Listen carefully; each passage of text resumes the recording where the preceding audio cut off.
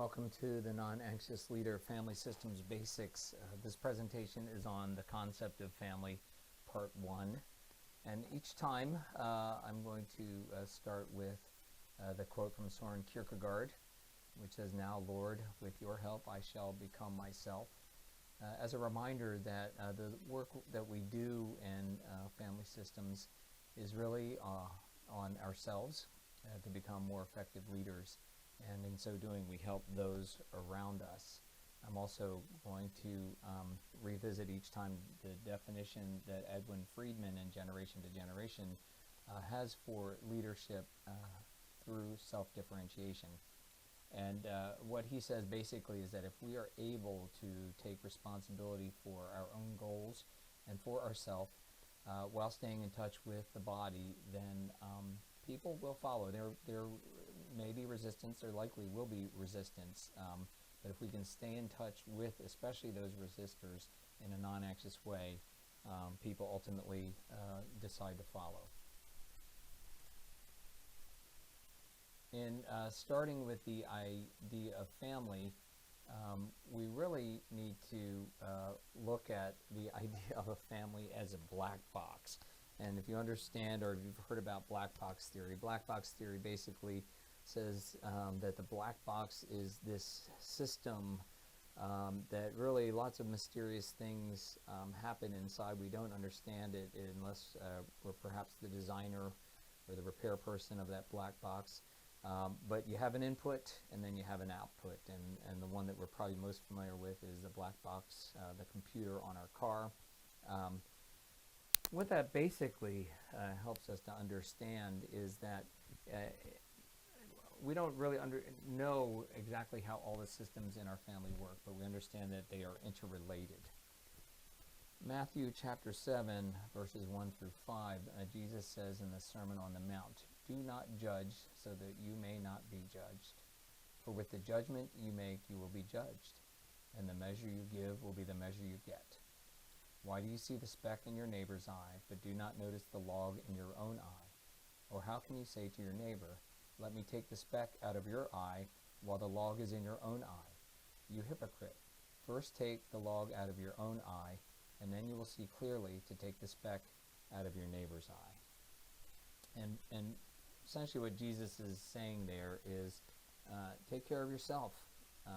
Work on yourself. Don't worry about other people and their problems and their issues. We have enough issues for ourselves.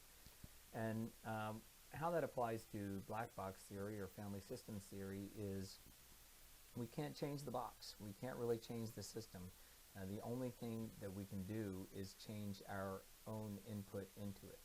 So that's why it's so important that when we're talking about family systems, we're really talking about how we function and taking responsibility for that. It's not being self-centered or selfish.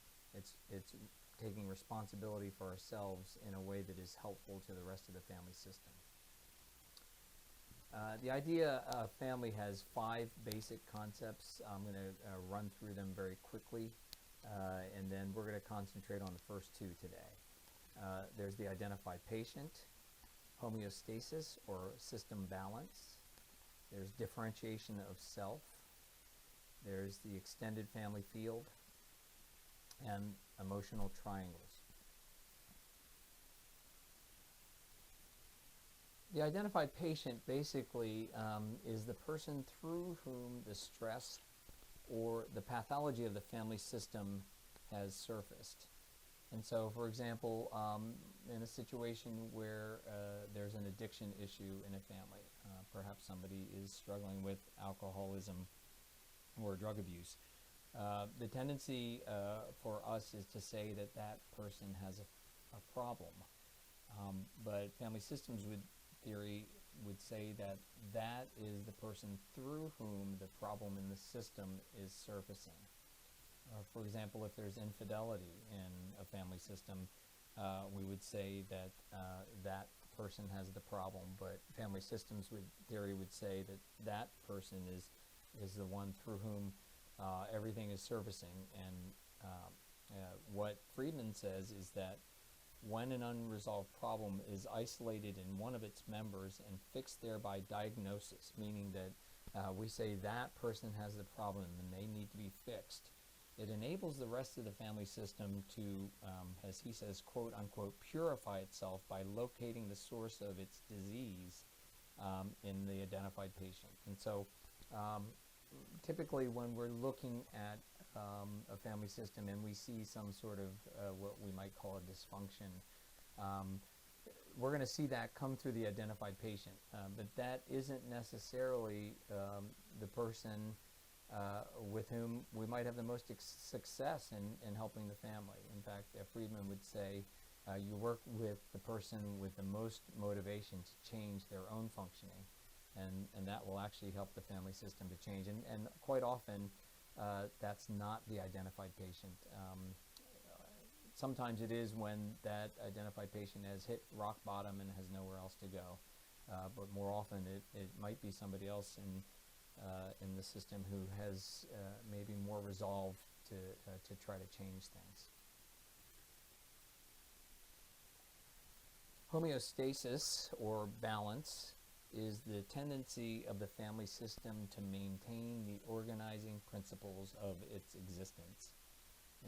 I like to say that every family system has its own software or own unwritten rules about how things are done and how it's organized. And homeostasis basically says that all systems have a resistance to change, and in particular family systems, so that when something in the system changes, the system itself wants to kind of force back to its equilibrium, back to its normal state. Friedman uses a great example of a drain trap in a house. If you know anything about drain traps, they're under your sink, and basically, it's like an S-shaped curve in the pipe, and what that does is that actually traps the fumes, so that fumes from the sewer system or from the septic tank cannot actually come up into the house and cause problems in the household. And what Friedman says is quite often there's somebody in the family system who is taking the anxiety for the system, who acts as the trap, as you might say, to take all the fumes or even the crap, and that if they start to try to straighten themselves out, the rest of the family doesn't like that, and they would try to force that person to go back into taking all the crap in the system. I think it's a great analogy, and basically what it reminds us is that if somebody in the system tries to change, there will be resistance. That's just going to be a fact of the organizing principles of the system. And I noticed that here on this slide, I'll correct this, but this slide is missing the page reference, which is actually page 23 through 26 in Generation to Generation. Friedman also talks about in this homeostasis that there are two types of interdependency, series and parallel. And I think I have some graphics here that I can show you. This would be a series system. This could be, typically this would be like an electrical diagram as to how electricity flows. You could also use it for plumbing. But in this case, in a series system, anything that flows through is going to flow through every member. And then here we have a diagram of a parallel system. And in a parallel system, something might flow through one or more of the members without flowing through all the members, all the units. And in fact, it's typically going to find the path of least resistance and flow through the areas of least resistance. So how does that apply to families? Well, to the extent any family is connected in parallel, while the members may appear to be less closely connected, they're actually more capable of handling stress because there's less automatic interdependency. So if you were to think about your own family, you would ask the question, when there's a crisis or when there's an issue, does it upset everybody? Does it flow through everybody? Or can some members of the family system have a problem while other members say, okay, well, I'm sad about that, or I'm praying for them, but that's really their own issue and they need to work on that. And no family system really is going to be at one or the other completely. We tend to operate more in the middle, and all families tend to move towards series the deeper the crisis for the family. So that's understandable, but on a day-to-day basis, if Johnny's having a bad day in school and gets detention, does it affect everybody, or even the extended family, or is this something that just one part of the family system can handle? To the extent that institutions or work systems like the church or other church institutions operate as families, they are less likely to be in series just because emotional stakes are not as high as they are in our own family systems.